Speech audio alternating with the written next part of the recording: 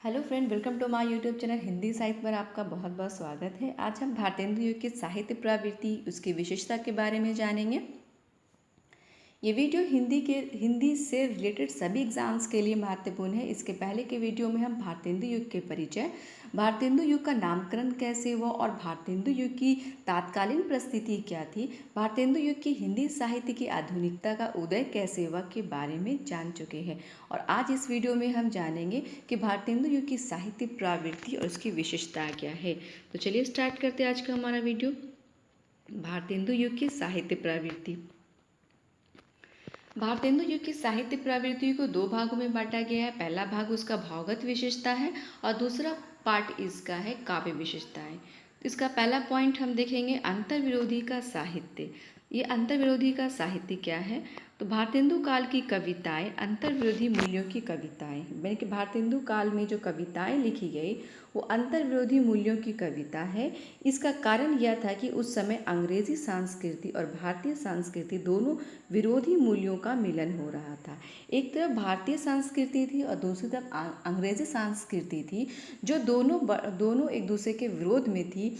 तो उस समय की जितनी सारी कविताएं आप देखेंगे उसमें इन दोनों के विरोध से विरोधी कविताएं मिलेंगी, जिसके तनाव की स्थिति पैदा की। और यह तनाव कविताओं में भी कई स्तर पर व्यक्त होती है, जैसे राष्ट्रभक्ति बनाम राज विरोधी। जैसे हम देखेंगे जिस समय जिस कविताओं में राष्ट्रभक्ति थे, अब वो बदल करके राज्य विरोधी हो गए। जहाँ राज्यभक्ति थे वो अब बदल कर राष्ट्रभक्ति हो गए। अब राष्ट्र के प्रति लोग प्रेम करने लगे और राज्य भक्ति के विरोधी में हो गए। जहाँ श्रृंगारिक कविताएं लिखी जाती थी, जहाँ राधा कृष्ण के श्रृंगारिक कविताएं होती थी, अब वह बदल करके जन सामान्य की समस्याएं लिखी जाने लगी। जहाँ ब्रज भाषा का प्रयोग होता था, अब वह बदल करके खड़ी बोली का प्रयोग होना शुरू हो गया था। तो ये पहला पॉइंट है, अंतर्विरोधी का साहित्य क्या है। नेक्स्ट पॉइंट हम देखते हैं राज्यभक्ति और राष्ट्रभक्ति। तो राज्यभक्ति और राष्ट्रभक्ति क्या है? भारतेंदु युग के प्रारंभ की कविता में ब्रिटिश सरकार के प्रति राज्यभक्ति के भाव थे। तो भारतेंदु युग की कविता में आप देखेंगे तो कवियाँ जो उस समय जो कवियों ने ब्रिटिश सरकार के प्रति राज्यभक्ति के भाव थे। इसका भी कारण बताया गया है। इसका कारण यह था कि प्रारंभ में वे साम्राज्यवादी सरकार के स्वार्थ के रूप को समझ नहीं पाए और इसी आरंभिक दौर में ब्रिटिश सरकार का सही रूप स्पष्ट ना हो सका। इसलिए इस युग में जहाँ महारानी विक्टोरिया की प्रशंसा के भाव मिलते हैं, वहीं राष्ट्र प्रेम भी मिलता है। तो भारतेंदु युग जब प्रारंभ में जब कविताएं लिखी जाने लगी भारतेंदु युग में, तो ब्रिटिश सरकार जब विक्टोरिया महारानी विक्टोरिया का जब शासन था, तो लोगों को लगा कि ये जो सरकार आई है वो हमारे हित में, ये भारत के हित में कार्य करेगी। लेकिन जब पता चला कि ये अपने स्वार्थ के लिए कार्य कर रही है, तो वो उसकी झलक आपको कविता में देखने को मिलेगी। तो पहले कविताओं में प्रशंसा की गई और दूसरा जब कविता लिखी जाने लगी उसमें उसके विरोध में लिखा जाने लगा। उसकी एक पंक्ति में आप देख सकते हैं कि अंग्रेज राज्य सुख सास सजे सब भारी, पैदन विदेश चली जाती इति अति ख्वारी।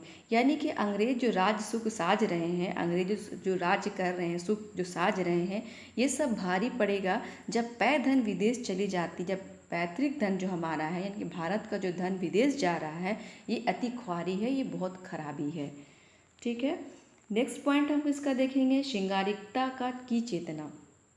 अब यहाँ पर हम देखते हैं कि इस काल में आधुनिकता की चेतना के बावजूद रीतिकालीन प्रभाव पूरी तरह छोड़ नहीं सका, अतः कहीं कहीं श्रृंगारिक के दर्शन भारतेंदु युग की कविता में होती है। तो श्रृंगारिक कविताएं भी आपको भारतेंदु युग में देखने को मिलेंगे, क्योंकि ये पूरी तरह से ख़त्म नहीं हुआ, पूरी तरह से इसके प्रभाव ख़त्म नहीं हुए आधुनिक काल आने पर। तो इससे कुछ कविताएं आपको देखने को मिलेगी, जिसकी एक पंक्ति यहाँ पर ही है कि पिए प्यारे तिहारे निहारे बिना, अखियाँ दुखियाँ नहीं मानती है। तो ये इस तरह की श्रृंगारिक कविताएं भारतेंदु युग में भी लिखी गई थी। नेक्स्ट पॉइंट हम देखेंगे भक्ति भावना। यहाँ भक्ति के निर्गुण व सगुण दोनों रूप होते हैं। यहाँ पर ही भक्ति के दो रूप बताया जा रहा है। यहाँ भक्ति का एक और व्यापक रूप उपलब्ध होता है, जिसमें स्वदेशानुराग समन्वित भक्ति, यानी कि देश के प्रति भक्ति कहते हैं, अर्थात ईश्वर की भक्ति का उद्देश्य देश की समस्याओं को सुलझाना हो गया था।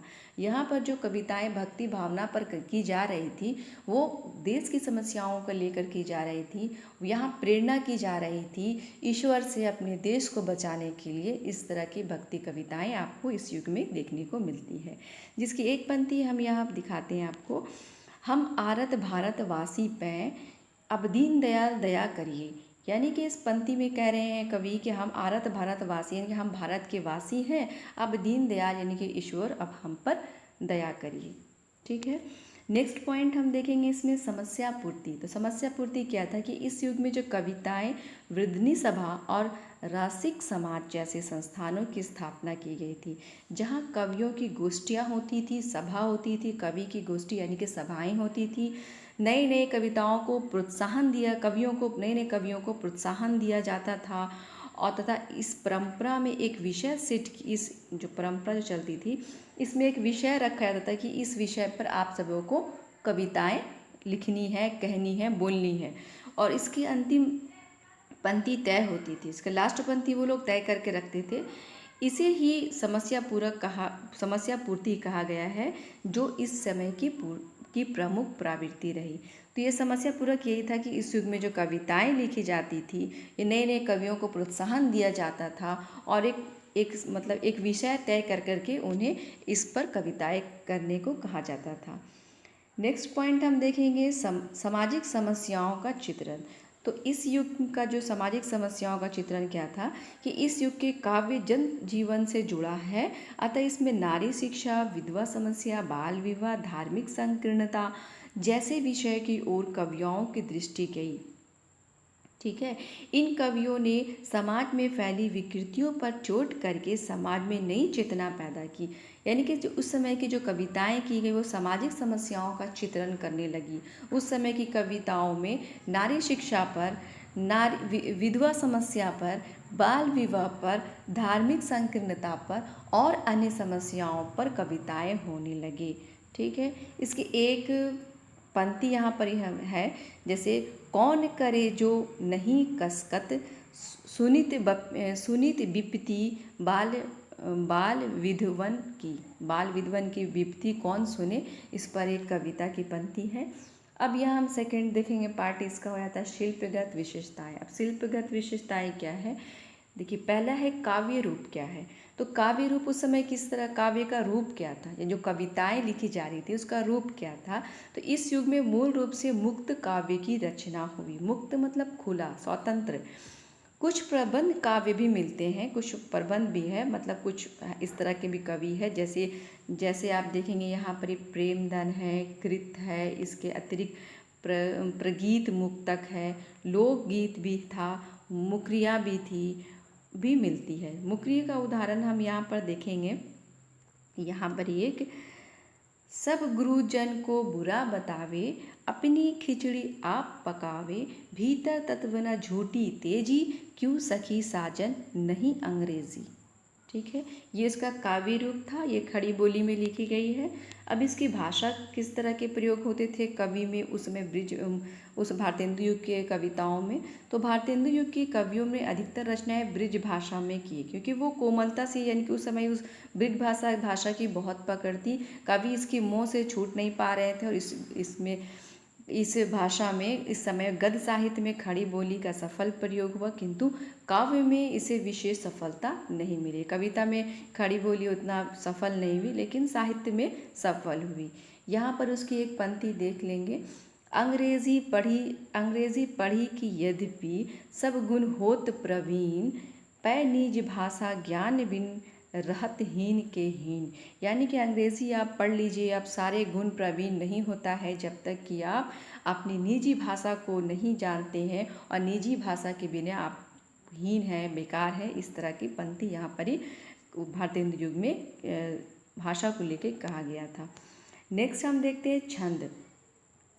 छंद कैसा होता था उस समय की कविताओं में। तो भारतेंदु युग की कविता में दोहा, चौपाई, हरिगीतिका आदि परंपरागत छंदों के अतिरिक्त लावनी, कजली व होली छंदों का प्रयोग हुआ है।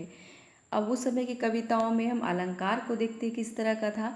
तो भारतेंदु युग की कविताओं में जन सामान्य की समस्याओं से सीधी जुड़ी होती थी, इसीलिए अलंकारों की सजावट पर ध्यान नहीं दिया गया। उस समय जितनी भी कविताएं लिखी जाने लगी वो जन सामान्य की समस्याओं पर थी, इसलिए अलंकार पर उतना ध्यान नहीं दिया गया, अलंकार की सजावट पर उतना ध्यान नहीं दिया गया। किंतु देखेंगे तो कहीं कहीं अलंकार, अर्थ अलंकार जहाँ जहाँ भी प्रयोग हुआ है वह सफल है। ठीक है, तो आई होप कि आपको हमारा ये वीडियो पसंद आया होगा। पसंद आए तो लाइक एंड सब्सक्राइब ज़रूर करें।